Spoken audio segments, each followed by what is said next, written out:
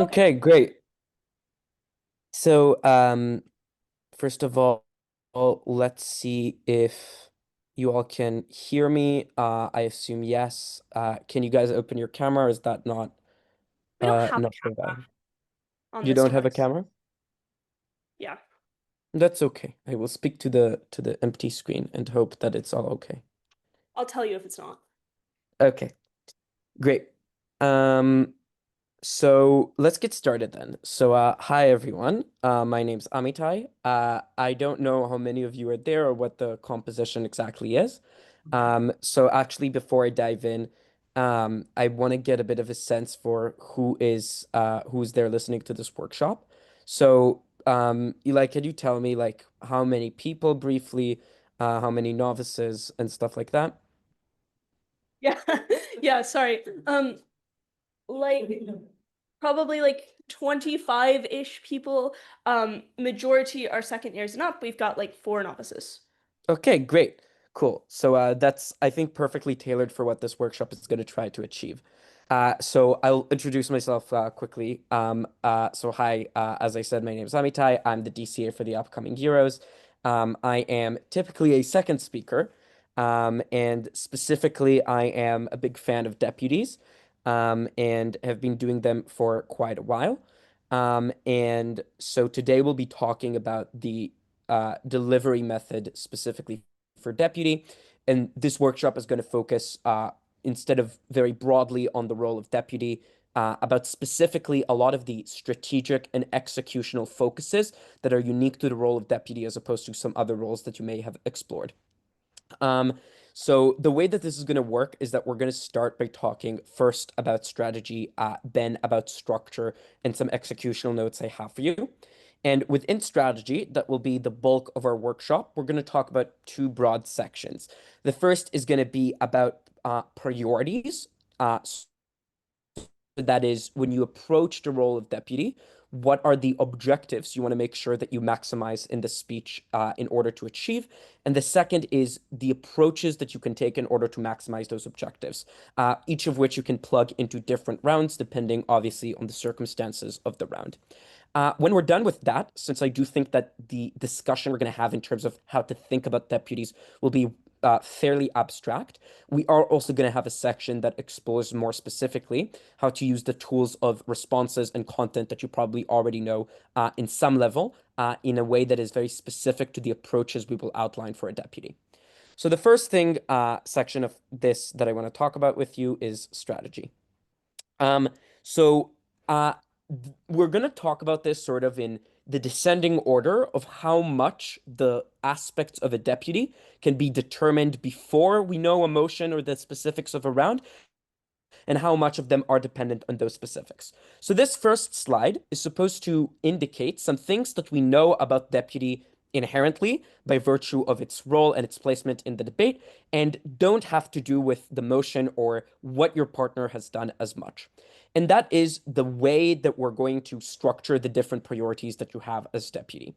So the first thing that you want to make sure you do, and that I think people occasionally forget as deputies, is that your most important priority is, like any other role, constructive role in the round, is to insulate your positive contribution that your partner has already delivered. And the reason that this is almost always going to be your top priority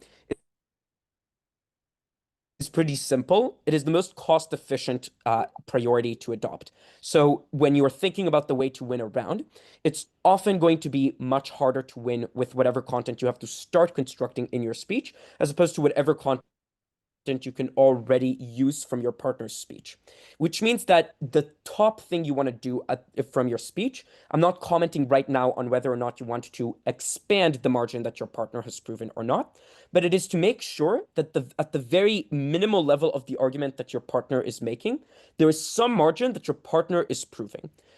Now, making sure that you have proven some margin in your first speech does not mean necessarily adding in the deputy content onto what your first speaker has done. And I think this is where many people get the role of deputy a bit wrong, where they think that the fact that you always want to shield a case means that you always have to add or rebuild to a case. The fact that your top priority is to make sure that something is happening with your leader's speech doesn't mean that you need to be the one adding it. It just means that you need to be the one testing for whether your first speaker has already done enough, or if there is something that you need to plug in order to make the argument that your first speaker has made cohesive and sufficient in order to reach your very minimal level of impact that you're already able to use as some margin in the round. So I know this sounds abstract. I want to give a bit of a concrete example for a second. If I listen to my first speaker on a motion, let's say a motion we're going to talk about soon, this House opposes the glorification of healthy lifestyles, and we are opening government, and I think that my partner has relatively has proven relatively well that the glorification of healthy lifestyles takes a form that is very socially pressuring. So, for example, maybe they got a little confused in prep, but they were still able to dish out a lot of intuitions about the ways in which the glorification of healthy life that's perceived as a necessary condition for living a good might mean that people, etc. But this mess of the way that they articulated the argument meant that they were only able to dish out these intuitions of how pressuring these narratives are, but never to explain to be healthy because of all the intuitions that they mention. So at this point, what you want to do is not at this top priority stage tell yourself, well, I need to prove the way that these narratives are pressuring people better than my first speaker because they were messy and they only alluded to it in intuitions. Instead, what you want to focus on as your top priority in a debate is to ask yourself, what do I need to do? What takes me the least effort to get what happened in the first speech to an impact in the round that I know to tie a little bow around? That means that you have to force yourself to say, my top priority is only to say, here are some intuitive reasons for why some of the pressures that my first speaker has described could be bad in certain cases if the pressure means that people make a choice that is not necessarily in their best interest. So it would mean that you don't go through the entire chain of logic, even if you have it written down, for why this narrative makes people deeply irrational in a structural way that happens across many societies. Instead, you say, here are very specific cases or cultural contexts that my first speaker has provided. We think that even in these cultural contexts, and even if it doesn't happen extremely often, the fact that there are cases where you think that your only way of getting social prestige is by being healthy is bad because it makes you feel very guilty if you don't do enough. It makes you feel that if there are other people that are healthier around you, maybe you're not pretty enough. And using 40 more seconds to illustrate what sort of impact this is. And I want to emphasize here, this strategy is a strategy of, I forget the word in English, tranching. It's a strategy of first ensuring that you have proven something as your top priority, and only then moving on to the set of other things that you can do in your speech that might ensure you have some path to victory. But the reason that it's important to very neatly divide between what it takes to prove something from your first speech and what it takes to prove the best version of the argument from your first speaker that you expect is because the latter is not always the best thing that a deputy can do, but the first is always something that a deputy can do. So as the first rule that I can give you, if you are scared of having to adjudicate every round what you're supposed to do in a deputy, given how flexible this maneuver is, what you know you need to do is at the beginning of every speech, in case that you think there's some vulnerability in your first speaker, you want to tranche it by making sure that some impact has already been proven in the way that I just illustrated. Is there any question about what this first priority of a deputy speech means? Can someone pass the microphone to Porat, please?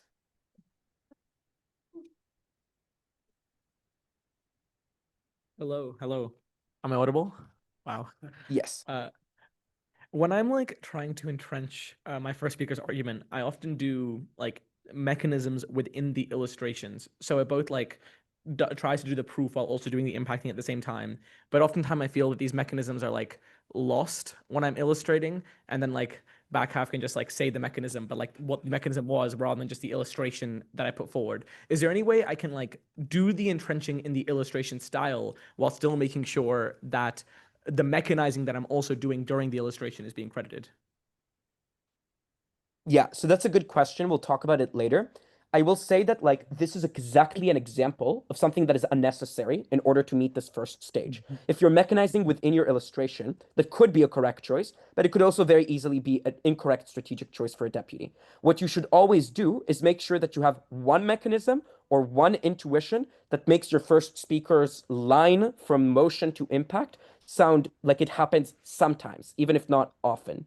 And so this is exactly the sort of thing that you don't need multiple mechanisms for. So I think the initial problem is that if you find yourself mechanizing always your first speaker, this indicates that you have a strategic problem in identifying when it's necessary and when it isn't. And we'll talk about what other things you might want to do in a second speech after you've just ensured some minimal amount of proof from your first speaker.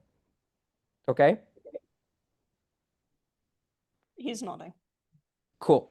Let's talk then about the next three options we have as a deputy. Things that are in this second set of priorities for what you might want to execute in a deputy speech.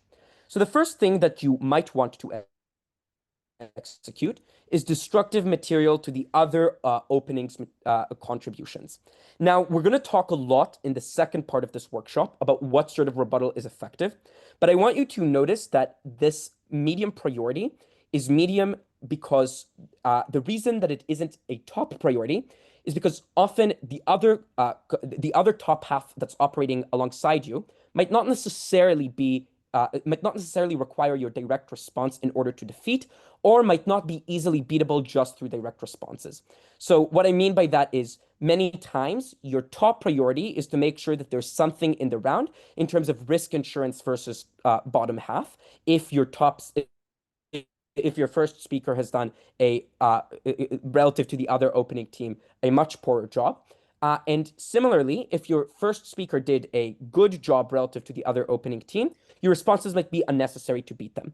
Now, obviously, the answer here is your responses to the other top half team are most important and become a top priority when you think that the first two speakers are close in the level of proof that they have shown. So if you think that the other speaker has sufficient explanations in order to show an extent that is similar to your first speaker, this is when your responses become important. But it is not always the case that if you see that the other speaker is operating in some level differential from your first speaker, as I said, it could be in your favor or against you. This is the case when you should decide that it places as a low priority as opposed to a high priority. The second thing that you can do, and that I would say is of medium priority, given that it's dependent on rounds of whether it is a top or low priority, is that you could impact your first speaker's contribution. Now, I want to be extremely clear about the way that this is different from the top priority we mentioned, which is insulating your contribution. Insulating your contribution means I make sure that there is a coherent logical path from first speaker to an impact. That doesn't mean that this logical path is impactful. Genuinely, it could be that all you have proven is that people feel guilty.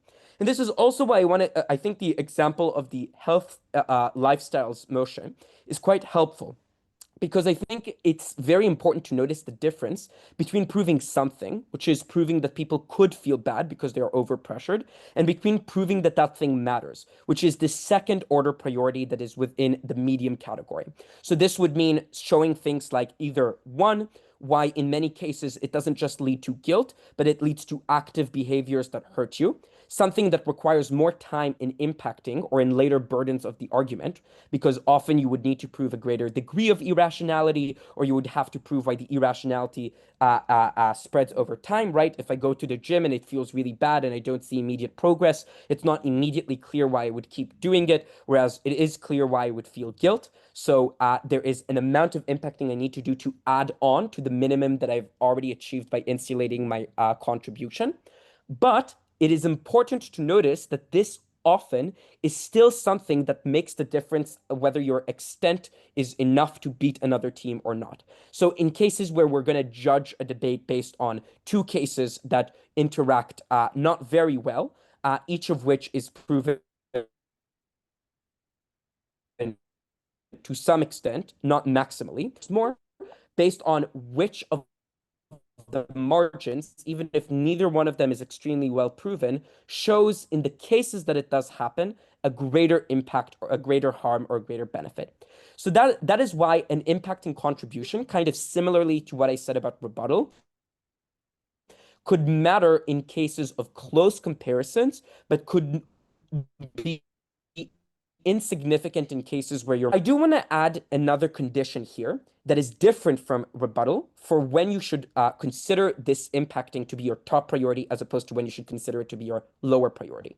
The case in which you should consider impacting to be your top priority is the case in which you think that your contribution is well proven already. That is to say, what I mentioned before, the question of responses to the other top half team, is completely agnostic of how well your top speaker did. Your first speaker did. I don't know why I keep saying top speaker. Your first speaker may have done extremely poorly, and still it would be most important to give responses to the other team if they have also done extremely poorly. This is not true about impacting. With impacting, it is more important to do it if both first speakers are doing well, impacting is more useful. If both the first speakers are doing poorly, impacting is less useful. So the way to measure impacting is an assessment of how well your partner has already proven some extent in the case. This is that second condition for when it's important.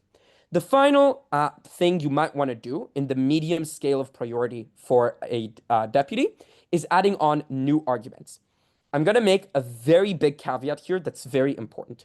New arguments are not completely new lines of reasoning that connect to a completely new impact. So broadly, the most simple way to think about novelty in the content that you're adding is that it can be measured in two axes. So first is whether the impact you're proving is new. Second is whether the line of reasoning that you provide is new. So for example, on the health motion, proving that you do actions that make you feel bad, if your first speaker only proved that you feel an extent of guilt because you're not healthy enough, that would be some degree of novelty, but it wouldn't be a new argument because it's a new impact going through the same process of irrationality that many people feel. If you were to make a new argument that goes something like, the glorification means that many very bad health influencers, many people who are not interested in wealth, but only but only interested in the commercial value that marketing health could bring, enter the space. This means that those actors now are able to eclipse many businesses, and maybe they charge much higher costs. That is a new path that you're talking about because it goes through a completely different avenue. It doesn't go through the way that we internalize those narratives. Rather, it goes through the way that the market responds to those narratives. And it is proving a new impact, which is that prices might go up or down. So that would be an example of a completely new argument.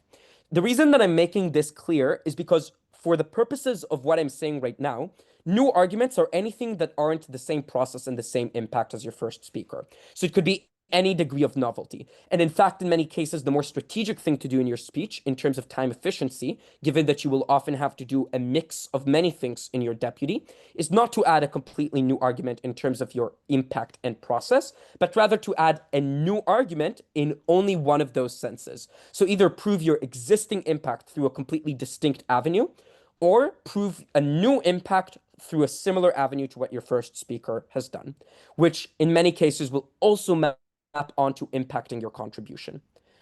When is this important? So to structure it, again, similarly to the two other medium priority contributions, what is the condition where this becomes a top priority? The condition for when your new argument becomes a top priority is when you think that your first speaker's argument is well proven, but, and this is the distinguishing factor from the impacting contribution, when you think that it goes through a few steps that are each vulnerable. What does that mean? That means that if you think your first speaker is making an argument that is either A, going through several burdens, each of which are quite easy to dispute. So the way that you would judge this quickly in prep is by asking yourself, how many ways does op have of attacking my argument? And how easy is it for op to disagree with the margin that my first speaker is claiming? For example, on the motion, this House believes that governments should allocate greater funding to amateur sports as opposed to professional sports.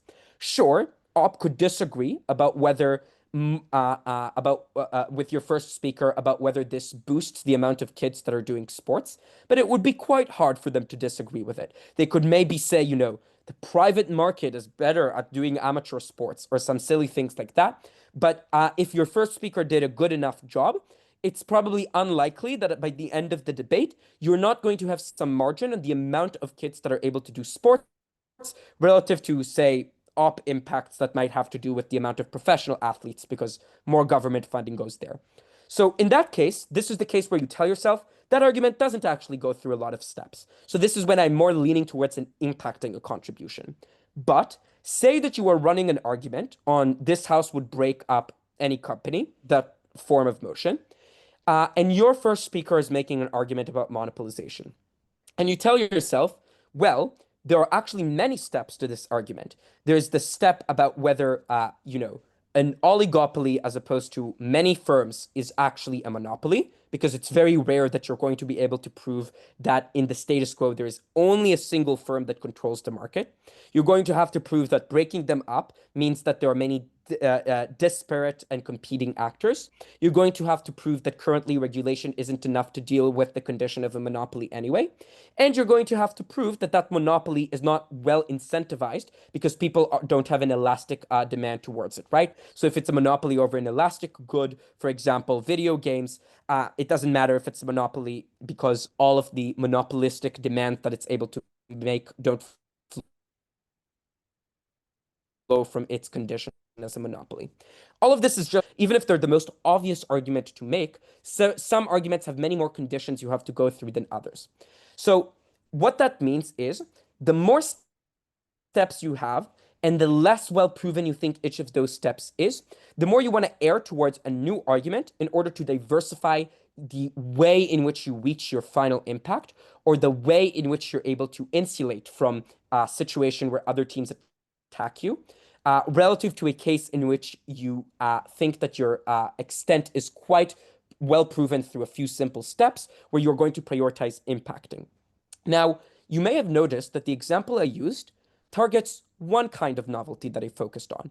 It doesn't target giving new impacts with the same analysis. Instead, it targets giving new analysis with the same impact. This is not an accident. It is very rare that the best sort of approach you could take in a deputy is not to give new reasons for why the impact your first speaker gives, and also not to explain why the impact that your first speaker gets to is important, but instead to do the very specific thing of listing many, many more impacts. There's a specific case where this is useful, and we'll talk about it soon. But notice that in the majority of cases where you're going to lean towards making new arguments as opposed to impacting your first speaker's argument, this will mean that you want to make those arguments through new lines of reasoning as opposed to in a way that impacts the way that the argument that your first speaker made in innovative ways. I want to check in for a second. Does everything that I said so far make sense, or is it overly abstract? People seem to be nodding. No one seems to have any questions.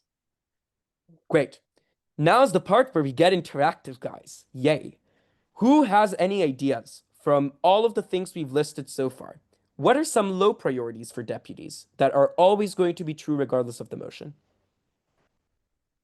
And I'm going to give you a hint before you guys start guessing. Some of these things are very similar to things we talked about as medium priorities. They might be subsections of things that we talked about as medium priorities. Does anyone have a guess?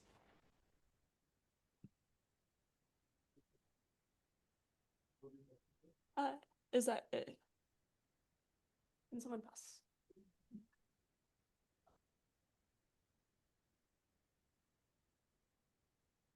I guess one would be, whoa, that's way too loud. But like preempting potential material that you feel like might come out of the closing teams in the debate would probably be a lower priority thing, but one that you can probably do. in Excellent. most rounds as a deputy. Okay. So there's this perception in debate. You know how people tell you eat your vegetables, and then they say, well, like eat all the vegetables, all of them, all the broccoli, all the spinach, all the kale, all the cucumber. And you say, which vegetables should I eat though? Because I can't eat all of them. Preempting bottom half is the sort of vegetable that you don't really have to eat, even though people keep on telling you it's very healthy. You may have heard many times that on top half, it's very helpful to try and defend against contributions that come from bottom half. The case where this is true, and the case where this is a vegetable you want to prioritize, is the case where the argument that bottom half is going to make is the obvious argument for the other side to make, which you already want to engage in internally into your argument. So, for example, if the other side is going to make the argument that, it's good to have big companies because they're able to use their resources in order to invest more into whatever, whether it be research or whether it be expansion and stuff like that. In many cases, that is going to be a relevant thing for you to preempt, but it's not going to be thought of as a preemptive. This is something that you should already recognize is a burden to the way that you're going to impact your case, because you want to explain why the way that monopolies charge is not by expanding the amount of operations that they launch through their greater revenue, but rather through, instead of doing that, charging clients greater premiums and not wanting to innovate themselves. So in cases where the other side's content is really that likely to come up, it should already be a burden within your argument. And that has to do with argument construction, which is independent of this workshop. But in the cases where you're preempting lines of content that may come up, but are not necessary to come up, and certainly when you're preempting lines of analysis that are parallel to your own argument and not directly engaging with your own argument. So, for example, if the other side makes an argument that has to do with the way that other companies affect the government, but this doesn't actually have directly anything to do or doesn't pose any direct challenge to your argument that they might become monopolies, this is the sort of thing that is not your top priority or not even your medium priority in most rounds to engage with preemptively. The other thing that I want to mention in terms of low priority is engaging with the opposite end of that, which is very specific mechanisms coming out of your other top half. And we're going to talk about that more when we chat about rebuttal in Deputy. But for a similar reason to the unexpectedness that you have when you preempt, this unexpectedness also means that your bottom half might simply use different mechanisms to the one that you respond to in your top half. So an over-specificity to what your top half has already said in rebuttal is not strategic. Same goes for an over-indexing on potential directions that may come up. So the golden road then, as we'll see soon with rebuttal, is focusing on the premises that the other side makes as part of their key arguments, and not focusing on any of the specific content that they use in any of those key arguments, or on tangential or not likely arguments that bottom half might make. This is two examples of low priorities. Another low priority, and this is again a controversial opinion, because strategy is always going to be a controversial opinion, so I'm only giving you my perspective here, is I think that for a very similar reason to what we discussed so far, weighing in terms of an explicit comparison between impact X and impact Y should not be a priority unless, and this is very important, unless there's a very, very clear dichotomy between the two arguments that the two sides are going to make. So the instance in which I'm letting you go wild with impacting and weighing is the case in which you are weighing between two impacts that are very obvious as the two kinds of broad impacts that each side is reaching. So for example, we see this with a lot of motions regarding econ. So a lot of times we might have motions about subsidization, we might have motions about regulating the private market, where it becomes very clear that one side is defending corporate revenues and all the impacts that flow from greater corporate revenues. Another side is defending behavioral characteristics of firms. Now, it's very easy to impact each of those on each other's metrics, but what's very clear is that each of those things is a delineatable impact that might be proven through many arguments, but is very hard to make as more intuitive to the opposite side than to your own, and vice versa. In those cases, weighing is potentially a medium and maybe even a top priority for a deputy speech. But especially in current debating, this is very rare. Most motions do not give you a clean dichotomy between the impact you can reach and the impact the other side can reach. Most motions give you several arguments that are more obvious to each side, but usually those arguments map onto the same clashes. So in those cases, weighing should not be your priority at all in a deputy, for the very similar reason to what we said before, which is that you do not know if you are in fact defending against something that will happen, which is that bottom half will diversify away from the obvious, or that your top half will diversify away from the obvious. You might just be, it's the flip here, which is you might be weighing against something that seems obvious, but your bottom half might diversify into your clash in order to beat you using your own wing, or they might just pick another clash that you didn't discuss that much, because even if it is not the most central clash, it is still certainly a winning clash. An example of this is the intuition that many people had in the motion at Vietnam Worlds a few years ago regarding the remilitarization of Japan, an intuition that is very reasonable to want to weigh a chance of escalation with China in a targeted way, specific escalations or skirmishes that Japan might have to endure that are more likely, versus the chance of a less likely but much more destructive war that happens if Japan remilitarizes massively. This seems like an impact you would want to weigh, because it seems that that's the dichotomy between two sides. But the way that the motion actually plays out, you soon understand, doesn't actually mean that both sides are reaching each of those dichotomous impacts. Instead, each of the arguments that both sides will make will be very easy to impact on both the clash of the likelihood or abundance of war and the clash of the intensity of war. So you need to be very mindful that in cases where you're picking weighing, it is really in cases where you can't as easily interpolate impacts into those different clashes. Are there questions about other low priorities or any other order of priorities that are true about the role of deputy, regardless of the round that you're in?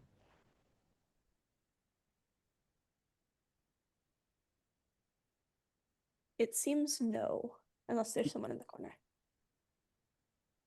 Yeah, seems no. Lovely. Okay, now we're going to move on to a bit of how, which will become more concrete. So the first thing I want to talk about is the top priority we mentioned, which is insulating your contribution. Where do we want to do this?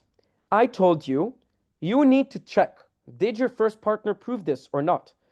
Easier said than done. Easier said than done. I am a big challenged person in this sense of knowing when I need to add or not add on my first speaker. I'm very bad at tracking my prime minister or my leader of opposition. I often trust them to do a lot of things, which is why I tend to have to drop a lot of what they said and never do it. Or I do all of it and I just go through each part of their speech and I just do it in less time than you would expect the first speaker to do it, but still essentially make the argument again in a shortened form. So let me tell you what are some of the things that helped me not lean into any one of those extremes, but instead pick only the places and areas in the argument that require support in order to prove some minimal extent of the argument. First of all, the best indication that should always be a telltale sign for when you should support your first speaker is an instance of disagreement that the other side gives you. This is also why DLO is a much easier position than Deputy Prime Minister. I mean, there are many other reasons, but a primary reason is that the DLO has more time to notice where their first speaker is being disagreed with. Now, this is an imbalance that will make deputy prime ministers harder for you. But I think that if you recognize the different places where the other side can disagree with you on, you start to see that there are many more points of data that you can get on what are the danger areas in your first speaker's argument. So first of all, let's talk about the kinds of indications you guys have probably already noticed. The direct responses coming from the leader of opposition, or from both OG speakers if you're DLO, which are the part where they designate rebuttal to you. This is probably something that should not be an issue for you to track. If it is, it usually isn't a strategy problem or a structuring problem. It usually is either a executional issue or a time management issue or tracking issue. So I'm not going to spend too much time talking about the way to listen to POIs or direct responses. But there is a second thing that's very important to notice as a way of noticing where the other side disagrees with you, and that is their implicit disagreements. Usually, the first speaker of the other side, especially again if you're OG, will not spend the main destructive part of their speech in a direct response to you. Instead, especially in any room that isn't close to very high level.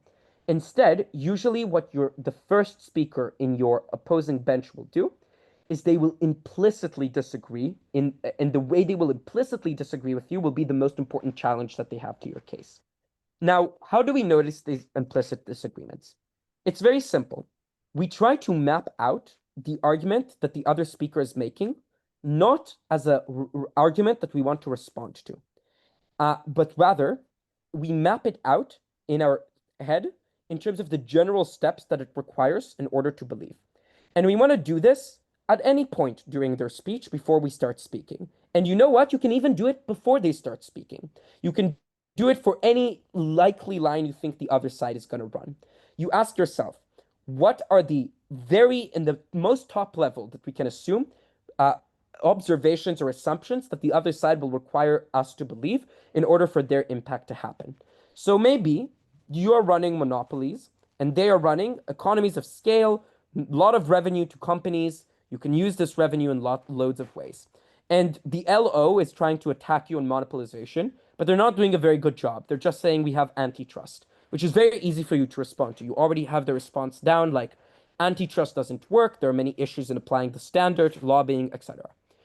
But the more important part will be asking yourself, and let's do this together for a second, what do they need to assume in order to prove a lot of revenue being used efficiently? They need to assume, first, that companies are going to make more money on their side than they do on ours. We agree with this. I don't need to challenge that. In fact, it's a concession to some extent. They need to then assume, second, we're going to use this revenue in order to do things that are good for expansion.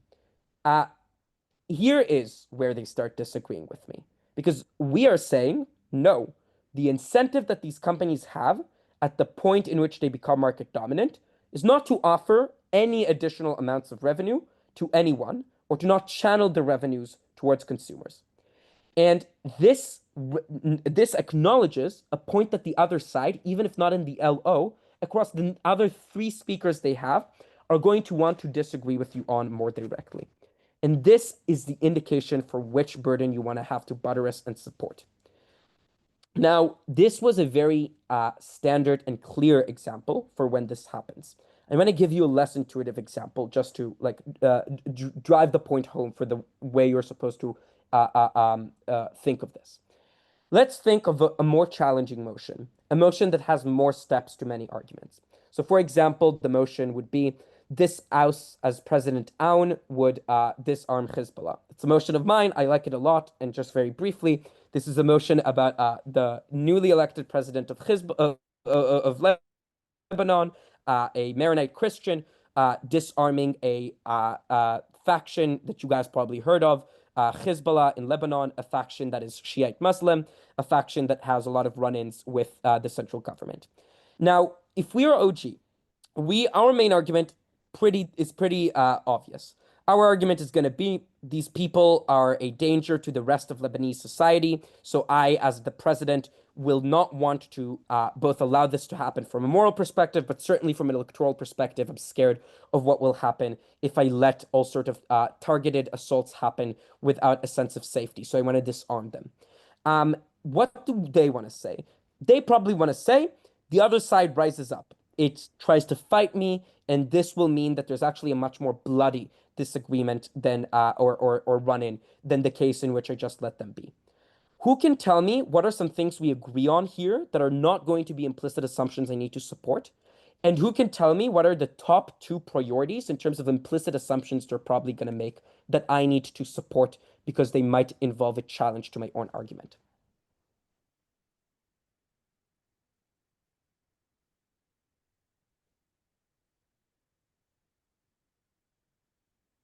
Or no, Alex has the mic, so you can pass it there. Just flip it back. I can't hear it. Hello. Okay, hi. Yeah.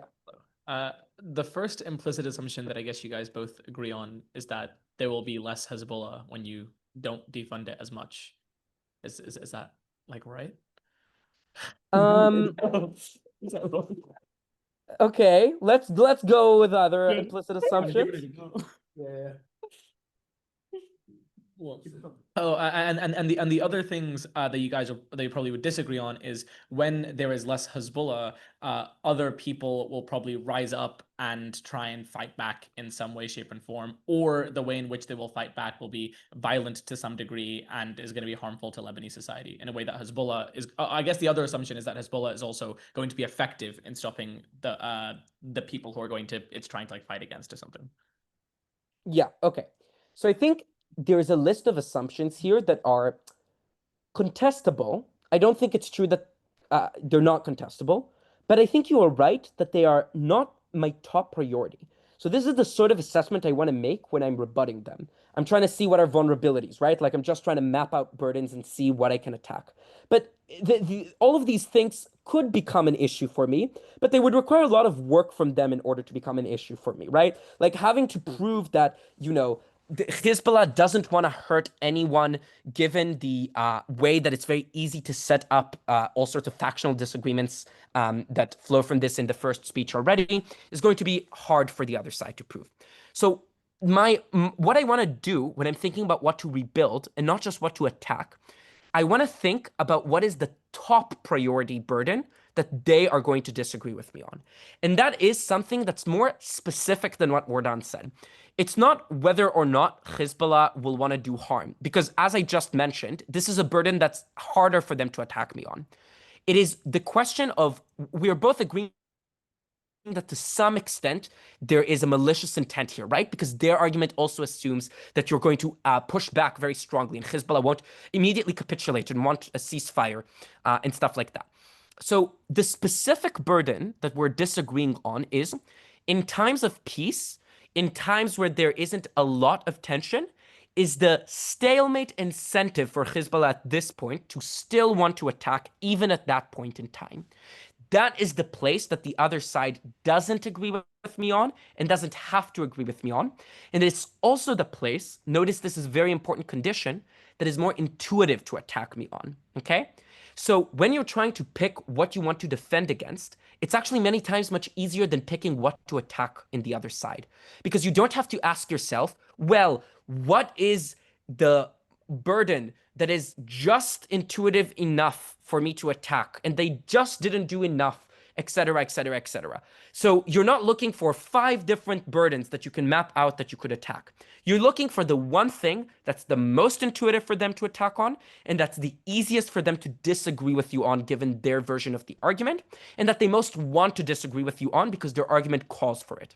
Okay? So think of it as like rebuttal only requires a few of those checklists in order for them to give it to you or for you to rebut them. But for you to want to build up this, even if another speaker didn't directly rebut you on a burden, you need to make sure that there are check marks on all 3 of those boxes. It is an intuitive attack on my first speaker.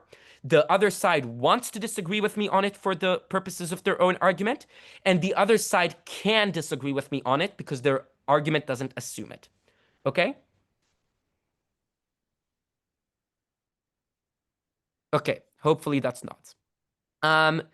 Quickly, I'll run through the errors that I think many people have sometimes when they're trying to insulate their contribution.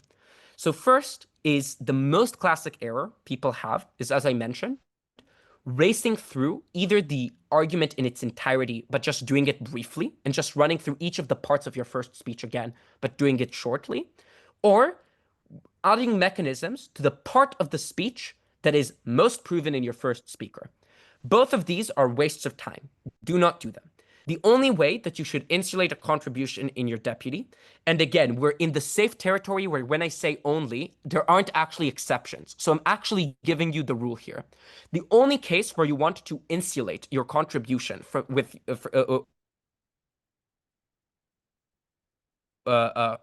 in your first speech is if there is something that you need to add that is a specific weakness. You never want to just go through each of the parts of the argument that your first speech made, but and doing each of them more shortly. That is never the correct approach. If you need to rebuild the entire speech, that's fine, but that means you treat each of them as a burden. It is never the correct approach to summarize what your first speaker has proven. Okay? Now, a helpful final tip here is to force yourself to flag the thing that you're adding in rebuttal, in rebuilding, and in insulating your contribution, not as let's talk about our argument and let's rebuild it, which is almost always how people title this part of their speech. You always want to title, in whatever way you roadmap, you title it as, I am going to prove X, and X is the burden your first partner missed. It cannot be more broad than X. You have to force yourself to only label it as the name of what you're going to prove is the specific portion of the argument that's missing. And if you have to do multiple, that's fine. You can prove 5 things as a deputy, if each of them takes 1 minute. But the important thing is that to you internally as a flagging method, this is going to make sure that you only focus on the burden you have to add on. Okay? Any questions up until now? There seem to be no questions. Wonderful. Next slide. Okay, now we get to the part that becomes round dependent. We're going to talk about 3 paths in this workshop.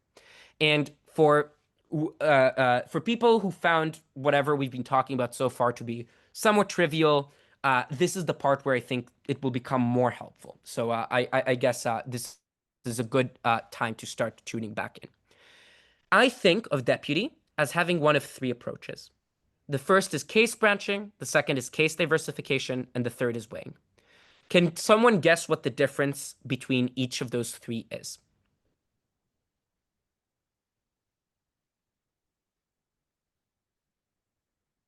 No one seems to want to guess. Eli, do you want to guess? That's exactly what Danny just said.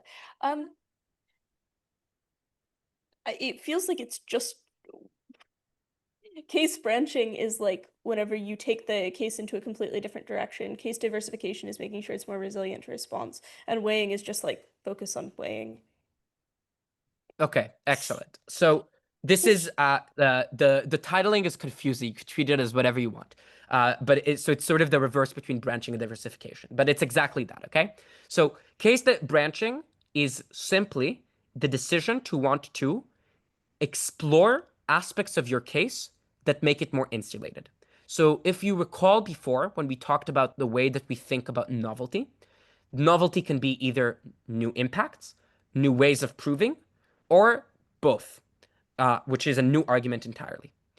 Case branching is a focus on having new ways of proving the impact, but not new ways necessarily in the sense that you're spreading into more avenues. This will often be a part of case branching, but not necessarily the main component.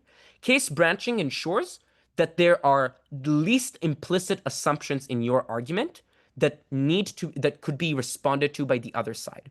So that means that you, at the end of case branching, want the top half to finish with the first speaker's version of the argument is very insulated from responses.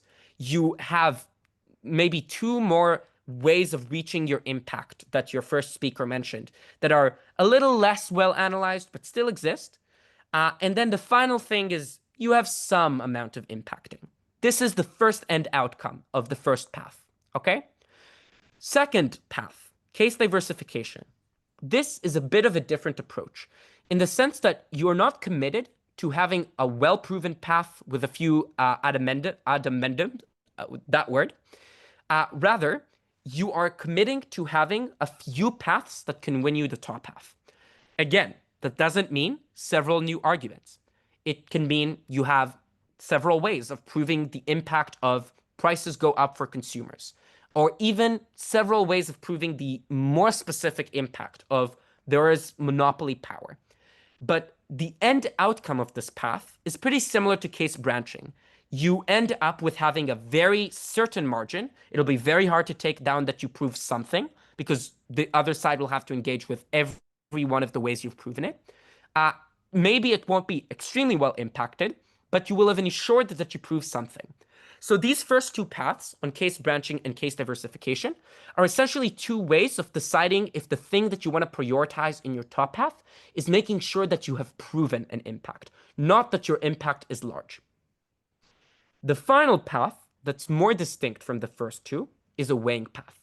This path doesn't prioritize proving a large extent, it prioritizes the impact being a significant one in the round.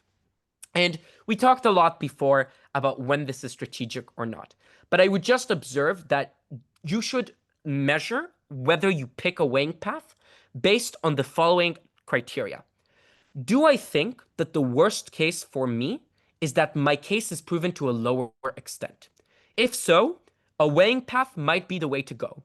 Then you can decide if you think that adding on extent is more important or adding on impacts is more important. And that will depend on, which teams you're facing, sometimes who's the judge, what's the motion. Is it a motion that has pretty trivial high impacts like econ? Is it a motion that requires a lot in order to make a concrete impact like softer motions?